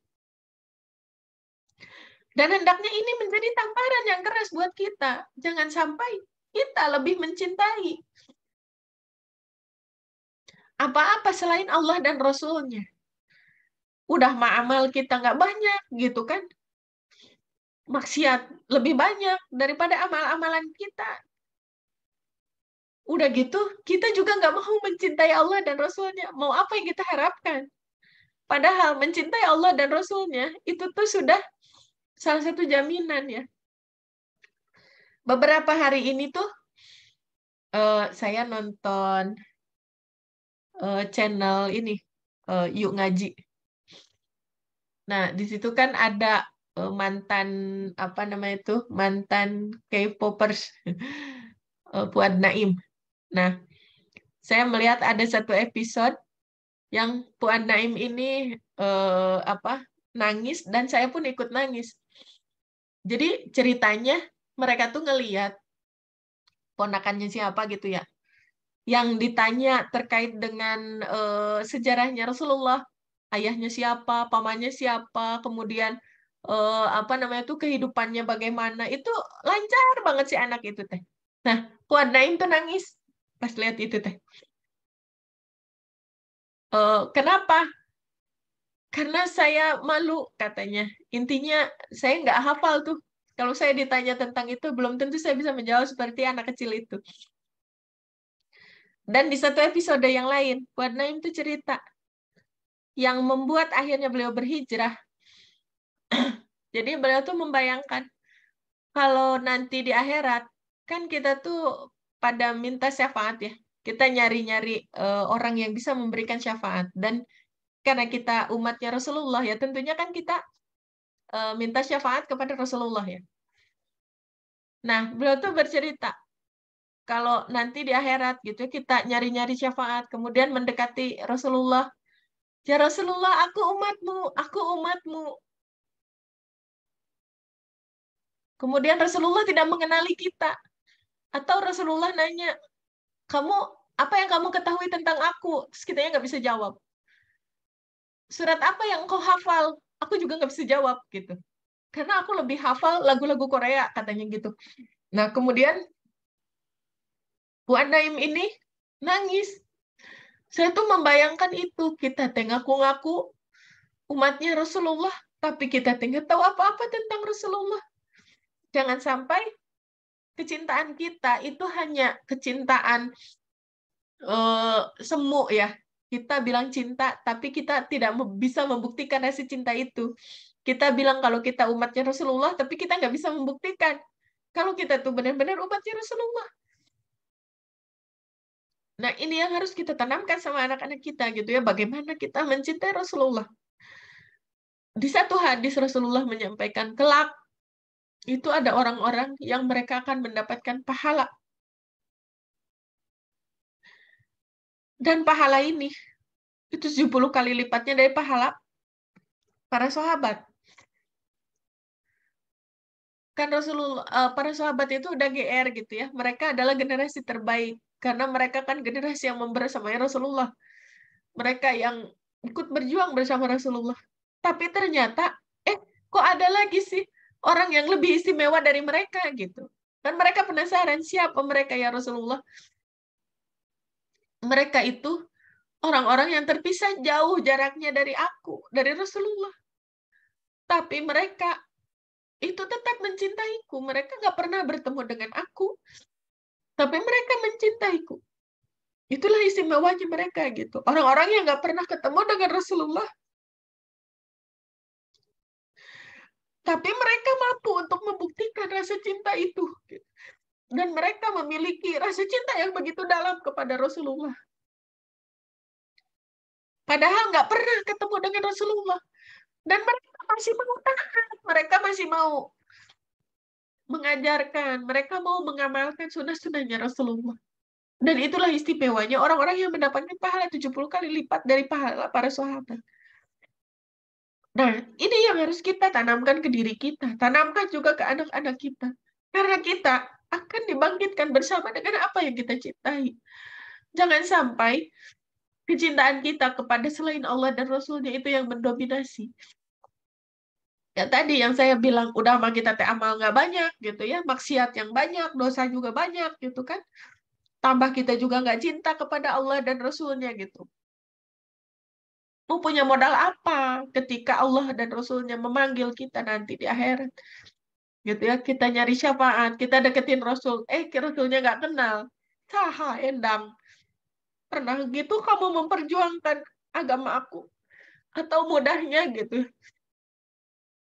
Ketika Allah dan Rasulnya dihina, kita anteng-anteng aja. Tapi ketika idola kita yang dihina, wah ngamuk-ngamuk. Ya gimana kita mau mengaku kalau kita ini umatnya Rasulullah? Orang Rasul, Allah dan Rasulnya dihina aja, kita diam aja. Ajaran agamanya dihina-hina aja, kita diam aja. Ya gimana kita bisa mengaku kalau kita adalah umatnya Rasulullah Shallallahu Alaihi Wasallam? Dan ini yang benar-benar harus kita tanamkan ya, kecintaan kepada Allah dan Rasulnya.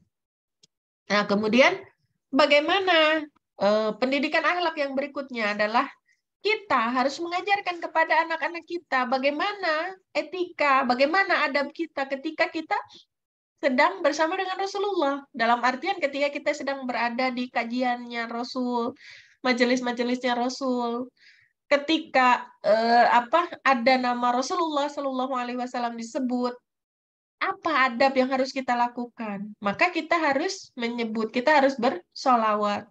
Jangan sampai nama Rasulullah disebut, kita anteng aja. Kita tidak mengatakan Sallallahu Alaihi Wasallam. Itu adab yang paling ringan. Itu adab yang paling ringan. Kemudian kita juga harus tahu bagaimana cara kita memuliakan keluarganya Rasulullah. Bagaimana kita mempelajari, bagaimana kita mengajarkan kembali kepada anak-anak kita terkait dengan kehidupannya Rasulullah Shallallahu Alaihi Wasallam. Bagaimana kita meniru, bagaimana kita mengamalkan apa-apa yang dulu Rasulullah amalkan, gitu ya. Kita juga harus menceritakan, kita juga harus mengajarkan kepada anak-anak kita bagaimana beratnya perjuangan Rasulullah Shallallahu Alaihi Wasallam. Bagaimana ketaatan Rasulullah, kecintaan Rasulullah kepada Allah. Padahal Rasulullah itu sudah dijamin masuk surga oleh Allah. Tapi ibadahnya itu nggak ada yang bisa ngalahin. Mungkin kalau kita, kalau udah dijamin, Endang mata kuliah saya dapat A ya. Mungkin saya akan leha-leha gitu kan. Kan udah dijamin saya dapat nilai A di mata kuliah dosen anu misal. Tapi tidak begitu dengan Rasulullah. Walaupun Rasulullah sudah dijamin oleh Allah untuk dapat surga. Tapi beliau ibadahnya juara. Lah kita dijamin masuk surga hente, beramal oge hente gitu kan. Betapa buruknya kelakuan kita. Gitu. Nggak ada jaminan, beramal juga enggak. Nah, ini yang harus kita tanamkan ke dalam diri kita, juga tanamkan ke dalam diri anak-anak kita. Dan yang terakhir adalah bagaimana kita mentaati seluruh aturan-aturan, seluruh ajaran-ajaran yang Rasulullah Shallallahu Alaihi Wasallam ajarkan. Dan ini adalah akhlak paling tinggi yang harus kita terapkan ke dalam diri kita, yang harus kita terapkan ke dalam diri anak-anak kita. Yaitu akhlak tertinggi kita kepada Rasulullah, kita menjadi orang-orang yang mengamalkan serta memperjuangkan syariat yang Rasulullah Shallallahu Alaihi Wasallam ajarkan. Semuanya secara kafah. Jadi kalau kita mengaku umatnya Rasulullah Shallallahu Alaihi Wasallam, tapi kita menolak syariat Allah ini diterapkan, atas dasar apa pengakuan kita itu? Orang syariatnya aja kita masih menolak. Atau kita masih milih-milih, oh ini mah syariatnya cocok lah buat saya. Oh ini mah syariatnya ringan lah. Ah itu mah berat lah, nggak usah. Layak enggak kita disebut umatnya Rasulullah Shallallahu Alaihi Wasallam? Kalau syariat aja kita masih milih-milih. Ini yang sesuai, ini mah nggak sesuai, ini mah berat, ini mah ringan. Ya, jadi eh, ini mungkin yang bisa saya sampaikan untuk materi malam ini ya. Mudah-mudahan ada manfaatnya, mudah-mudahan ini menjadi renungan kita bersama. Sudahkah kita beriman? Kalau kemarin kita beriman kepada Allah, karena hak Allah yang paling tinggi adalah tauhidullah. Dan sekarang kita belajar bagaimana akhlak kita kepada malaikat, para malaikat, yaitu kita harus paham malaikat itu siapa, kemudian tugas-tugasnya apa, dan apa korelasinya untuk kehidupan kita saat ini. Kemudian kita juga belajar tentang para nabi dan rasul, khususnya Rasulullah Shallallahu Alaihi Wasallam. Kemudian apa akhlak tertinggi kita terhadap mereka, apa yang harus kita lakukan, dan apa yang harus kita ajarkan kepada anak-anak kita. Ya, itu saja untuk materinya. Kita lanjut ke tanya jawab ya. Ini sudah 21:17. Enggak, kalau ada yang mau didiskusikan ya. Saya cek chat dulu mungkin ya.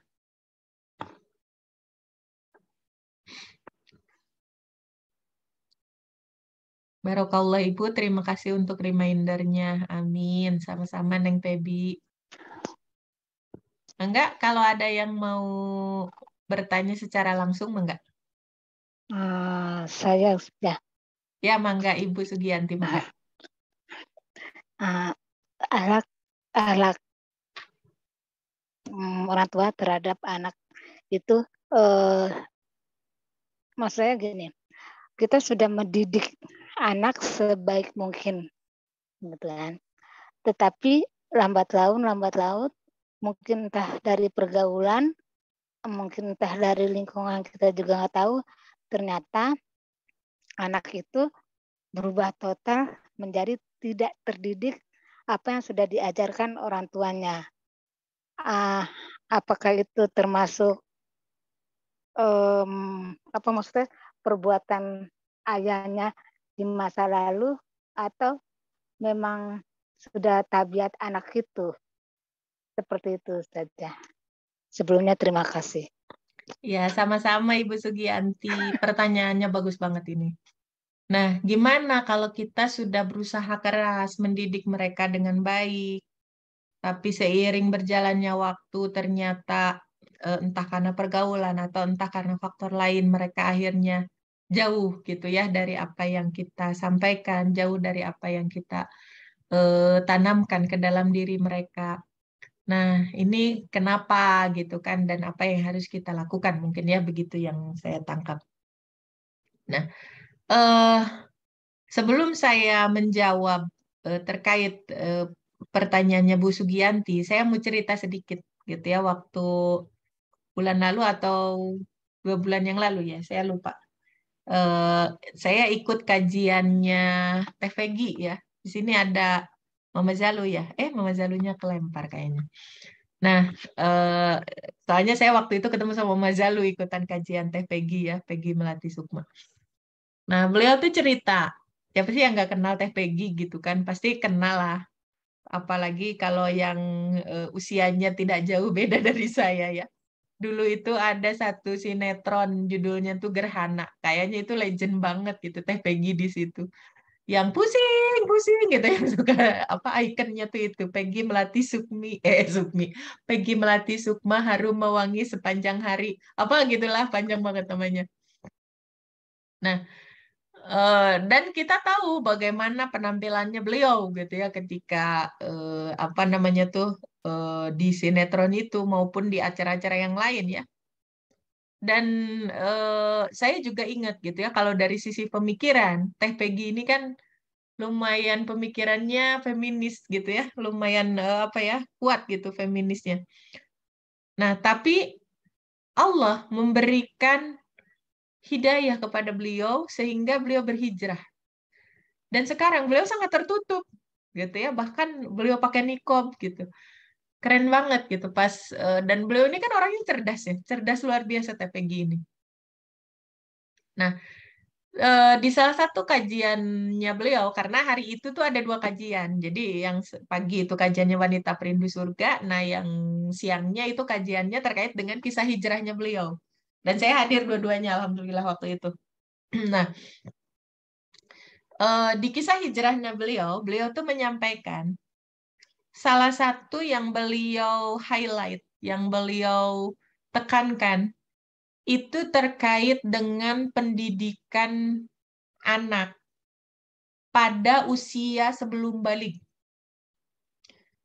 Jadi, ibu bapaknya Teh Peggy itu orang yang sangat menanamkan agama kepada Teh Peggy dari kecil, gitu ya. Jadi, beliau ini orang yang agamis lah gitu ya, dari sisi apa namanya tuh, dari sisi eh, apa pendidikannya. Nah, termasuk juga pendidikan umum ya, selain pendidikan agama, karena orang tuanya ini sangat sangat apa ya, sangat memperhatikan pendidikan anaknya, baik pendidikan agama maupun pendidikan umum. Nah, kemudian beliau cerita awalnya itu orang tuanya tuh mendukung beliau untuk mengembangkan minat dan bakatnya gitu, karena kan pinter ya beliau itu.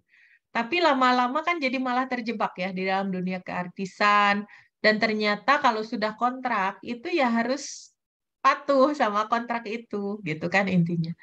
Nah, sampai akhirnya beliau terjerumus jauh sekali. Apakah orang tuanya membiarkan ketika beliau masuk ke dalam kehidupan perartisan seperti itu?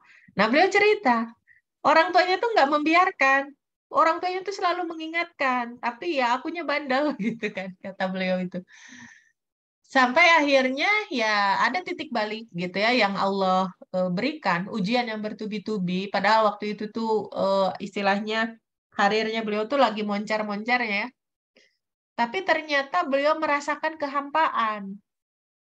Duit banyak, popularitas punya, tapi hidup berantakan, rumah tangganya juga berantakan gitu kan. Beliau itu apa gitu. Kemudian merenung, merenung, merenung, kan beliau ini orang pinter ya, jadi sering merenung, sering nulis juga kan beliau ini. Sampai akhirnya kembali kepada satu kesimpulan, beliau harus kembali kepada agama. Dan kata beliau, yang membuat beliau, salah satunya yang membuat beliau akhirnya berhijrah. Pertama, pendidikan agama yang orang tuanya lakukan ketika beliau masih kecil. Jadi semenyimpang-menyimpangnya anak, ternyata itu yang membuat beliau kembali. Yang kedua ya tentunya doa orang tuanya. Yang ketiga ya peran si anak itu sendiri gitu. Jadi pendidikan orang tua, pendidikan agama yang orang tua berikan ketika anak-anak masih kecil, walaupun anak sempat menyimpang, itu ternyata tetap berpengaruh gitu ya. Bagaimana anak ini mudah untuk kembali kepada Allah. Dan saya juga pernah nonton salah satu tayangan artis yang hijrah juga. Itu saya nonton di channel Kasih Solusi kalau nggak salah. Saya lupa namanya siapa gitu. Saya nggak begitu hafal soalnya laki-laki. Tato, tato, tato, tato, tato. Badannya penuh tato. Lupa saya namanya. Dan artis ini pernah kontroversial. Suami saya hafal tuh. Karena kan beliau suka baca ya, orangnya seneng baca. Dan orang ini pernah kontroversi katanya. Sama artis siapa yang perempuannya itu Melinda Di. Nah, artis laki-lakinya siapa gitu namanya.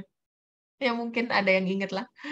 Pokoknya itulah orang itu. Nah, beliau cerita, ternyata salah satu yang membuat beliau hijrah yaitu pengaruh pendidikan agama dari orang tuanya ketika beliau kecil. Jadi sebetulnya tidak ada yang sia-sia dengan pendidikan agama. Makanya waktu saya ikut kajian TPG itu benar-benar yang menekankan para ibu, aduh jangan sampai melewatkan deh, gitu kan, fase golden age ya terutama ya, apalagi anak-anak anak-anak sekarang gitu ya, di mana tantangannya sudah jauh lebih berat ketimbang anak-anak zaman dulu. Nah, jangan sampai kita melalaikan itu. Kemudian itu kita ambil hikmah ya, ambil pelajaran dari kisah hijrahnya Teh Peggy sama si yang laki-laki itu. Saya lupa artis laki-laki itu namanya. Nah, berarti pendidikan agama bagi anak di usia sebelum balik itu sangat penting. Karena itu yang akan menjadi pondasi awal kehidupan anak-anak kita. Nah, kembali ke pertanyaannya Bu Sugianti, terus gimana ya gitu kan, kita tuh sudah berusaha untuk mendidik.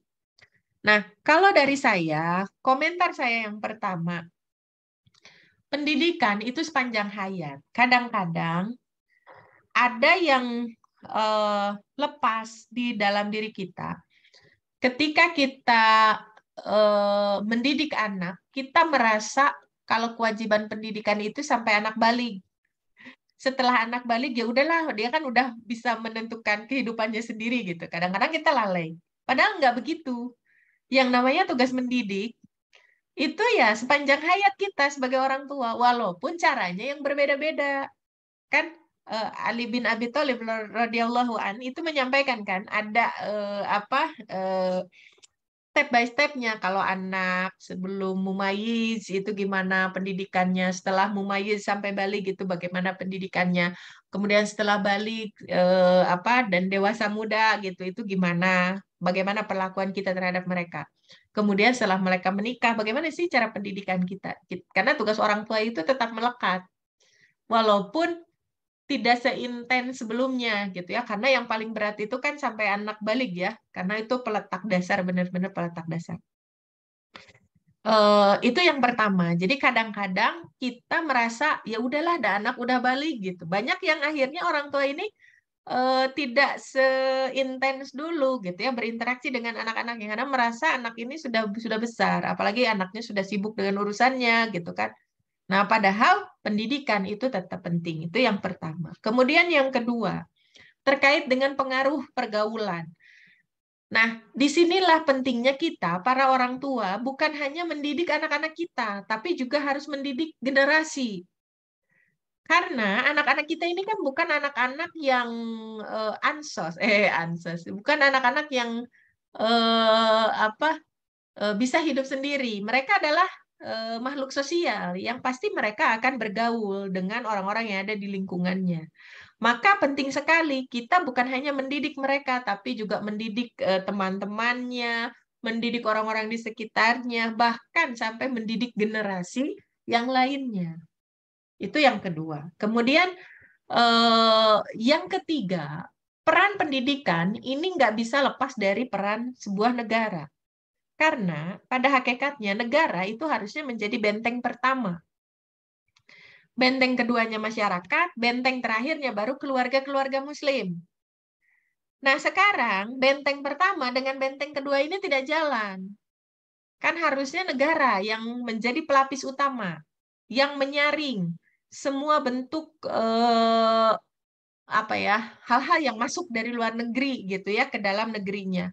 Negara yang punya grand design. Sebenarnya ini generasinya mau diapain sih? Gitu. Karena seorang negarawan harusnya tidak akan menyia-nyiakan generasinya. Karena apa? Seorang negarawan dia pasti punya visi yang besar terhadap negaranya.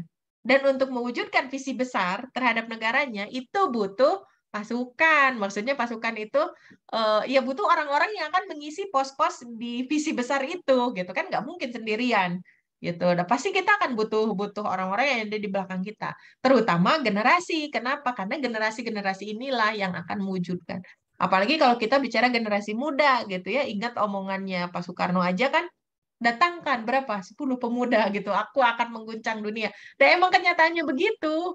Gitu ya, ke pemuda itu bisa mengguncang dunia, benar gitu. Maka seorang negarawan itu pasti akan memelihara dan menjaga para generasinya. Makanya kenapa tadi saya katakan benteng lapis pertama itu harusnya negara, karena negara pasti punya visi besar dong untuk negaranya. Nah, kecuali kalau negaranya tidak punya visi yang besar tadi, ya dibiarin aja, ngikut aja, pembebek aja, pengekor aja gitu ya. Ramenya kemana ya ikut gitu. Nah, tapi kalau negara yang punya visi besar itu nggak akan membiarkan itu. Ya kita lihatlah kayak Korea Utara, walaupun ya kita nggak bicara benar salahnya ya. Korea Utara itu kan punya visi besar negaranya gitu ya, dengan caranya Korea Utara ya, walaupun ya kita dengarlah bagaimana penindasan otoriternya gitu kan pemerintahan Korea Utara. Ya tapi setidaknya karena memang punya visi besar itu benar-benar sangat apa namanya tuh dilindungi gitu, si anggota negaranya ini benar-benar diprotek, nggak boleh ada pengaruh-pengaruh luar gitu. Nah harusnya negara kita pun begitu gitu ya. Jadi yang melindungi pergaulan, yang melindungi, yang mengarahkan gitu ya, harusnya kayak gimana kurikulum dan bla bla bla bla itu di negara harusnya proteksi pertama.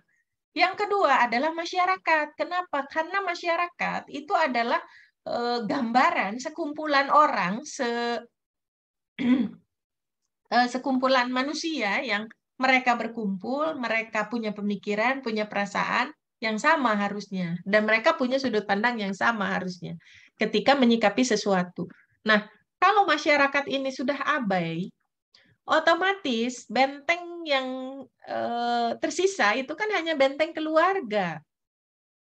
Kalau keluarganya juga rusak, benteng terakhirnya juga tidak bisa melindungi, ya udah apalagi yang mau diharapkan dari generasi kita. Benteng lapis pertamanya nggak jalan, misalnya. Benteng lapis kedua, masyarakatnya juga kontrol sosialnya juga nggak jalan. Yang ketiga, negara keluarganya juga rusak, misalnya. Ya udah. Nah, keluarga yang sudah berusaha semaksimal mungkin saja, kalau sistem yang melingkupi kehidupannya itu rusak, ya itu akan sangat sulit karena dia bekerja sendiri kan. Beda kalau masyarakatnya juga paham, kemudian negaranya juga care gitu kan, dan punya visi dan misi yang sama gitu kan. Maka nggak berat mendidik itu karena tidak mendidik sendirian. Tapi untuk zaman sekarang kita beratnya karena mendidik sendirian. Maksudnya mendidik sendirian tuh ya nggak sendiri-sendiri banget. Cuma kita kalah oleh mainstreamnya apa. Jadi kalau kita ngedidiknya anti mainstream, misal sekarang mainstreamnya anak-anak kecil itu udah pegang HP. Kita ngedidik anak kita anti mainstream. Misalnya kita nggak ngasih HP dulu. Berat. Kenapa? Karena teman-temannya udah pegang HP. Gitu. Kalaupun misalnya anak-anak kita nggak mengakses di rumah, kan mereka ngobrol di sekolah gitu ya. Entah ngobrolin apa, entah diliatin apa juga sama temennya gitu. Nah, itulah beratnya mendidik sendirian. Maka poinnya kalau dari saya untuk pertanyaan dari Bu Sugianti, yang pertama, nggak ada yang sia-sia dari apa yang sudah kita ajarkan kepada anak-anak kita. Tapi catatannya, mendidik anak itu harus terus berlangsung, walaupun kita harus perhatikan caranya seperti apa. Karena bertambahnya usia, cara komunikasi juga kan harusnya berubah ya, berbeda. Nah, kemudian yang kedua adalah mendidik itu bukan tugas individu, tapi ini tugas semua orang, termasuk juga tugas negara. Karena anak-anak kita, generasi kita itu adalah generasi bangsa dan negara kita, gitu ya. Kalau negaranya sendiri nggak punya visi, ya berat. Akhirnya ya kita harus menjalankan visi dan misi itu sendirian. Nah, apalagi kalau masyarakatnya juga nggak care, gitu ya. Kontrol sosialnya nggak jalan. Jadi mendidik itu harus sama-sama, gitu ya. Makanya pentingnya kita mewujudkan kehidupan Islami bukan hanya di keluarga kita. Nggak bisa kita egois keluarga kita doang, nggak bisa. Gitu ya, kita harus sama-sama bareng-bareng. Nah, salah satu yang menginspirasi kenapa kita adanya kajian gitu ya rutin setiap yang dulunya malam Jumat gitu ya, Kamis malam sekarang jadi malam Sabtu. Salah satunya adalah spiritnya ini. Saya nggak mau mendidik sendirian intinya. Jadi saya ngajak orang lain, yuk kita samakan persepsi, yuk kita balikin lagi ke fitrahnya anak-anak. Apa fitrahnya anak-anak? Mereka adalah manusia. Yang namanya manusia itu nggak akan pernah bisa lepas dari penciptanya. Yuk kita kembali yuk, gitu kan, ke ajaran dari pencipta kita semua, gitu. Karena itu yang akan menyelamatkan kita baik di dunia maupun di akhirat. Dan kita perjuangkan itu semua, gitu ya, supaya kehidupan Islami ini nggak hanya kita rasakan oleh kita, tapi juga oleh lingkungan kita, gitu ya. Mungkin itu untuk pertanyaannya Bu Sugianti. Oke, kita lanjut ke pertanyaan dari chat. Jam berapa sekarang? Udah 21.36. Mohon izin ya, satu pertanyaan lagi. Ibu, maaf aku mau tanya, boleh? Berbakti ke orang tua itu kan wajib ya, Bu. Tapi kondisi saat ini membuat peran orang tua yang salah mendidik anak seperti berkata yang tak pantas, menyakiti perasaan anak. Apakah itu bisa jadi hak orang tua ke anak? Terus apa yang harus dilakukan anak ketika mendapat tindakan seperti itu, Bu? Apakah hanya diam dan menerima, padahal kan tindakan itu bisa membuat pengaruh buruk ke lingkungan si anak. Itu aja sih, Bu. Terima kasih ya, sama-sama. Ini juga pertanyaannya bagus ya, bagus-bagus malam ini ya kita bahas pertanyaannya. Nah, gimana kalau misalnya anak-anak orang tua yang salah ketika mendidik sehingga meninggalkan pengaruh yang buruk, meninggalkan luka pengasuhan lah gitulah enaknya mah ya. Nah, apakah tetap gitu ya hak orang tua untuk dihormati oleh anak-anaknya atau bagaimana?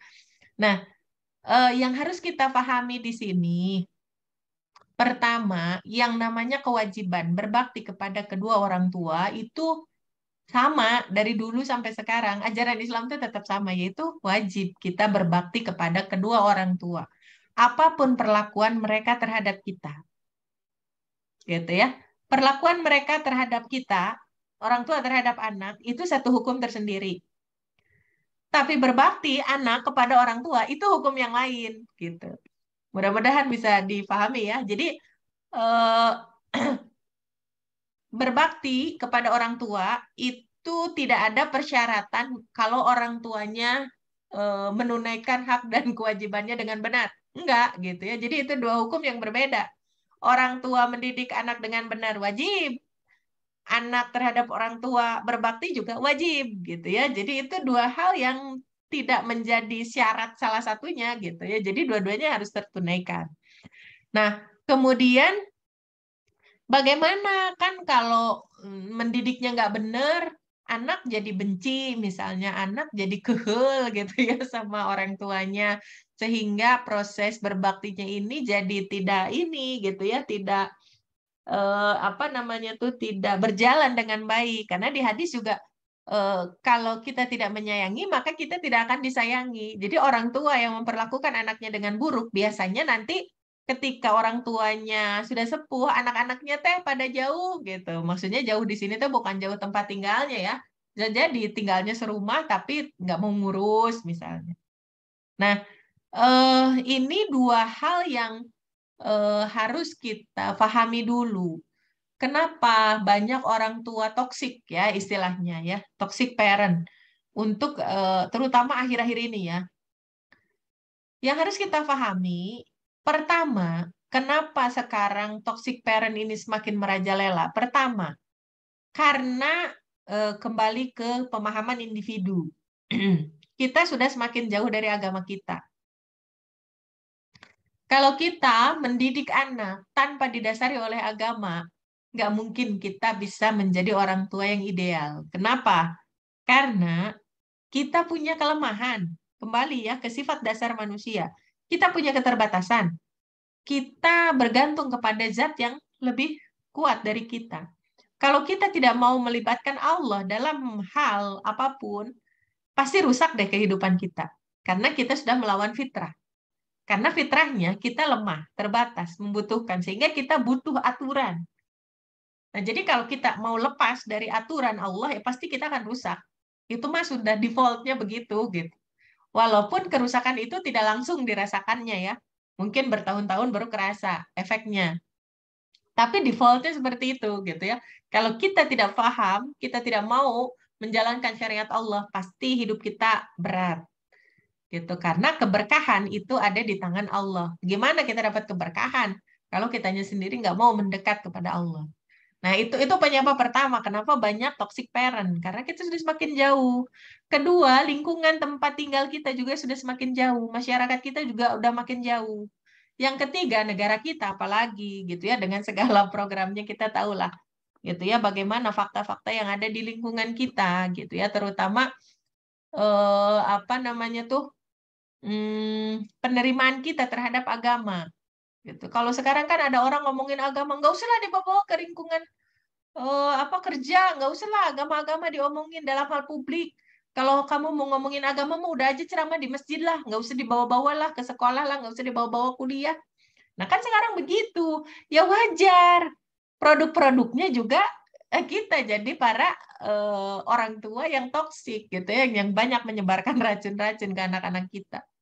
Wajar gitu ya, yang akhirnya banyak juga anak-anak yang rusak. Ya kalau orang tuanya rusak, kemungkinan besar anak-anaknya akan rusak. Kalau tidak diputus mata rantai itu, karena kan itu turun temurun ya. Apa yang dilakukan oleh orang tua itu akan otomatis ditiru oleh si anak-anak yang mereka sekarang jadi orang tua. Gitu. Jadi kalau mata rantai keburukan itu tidak diputus ya akan terus berulang. Karena apa? Anak yang sering diperlakukan buruk oleh orang tua di masa kecilnya, mereka akan meniru.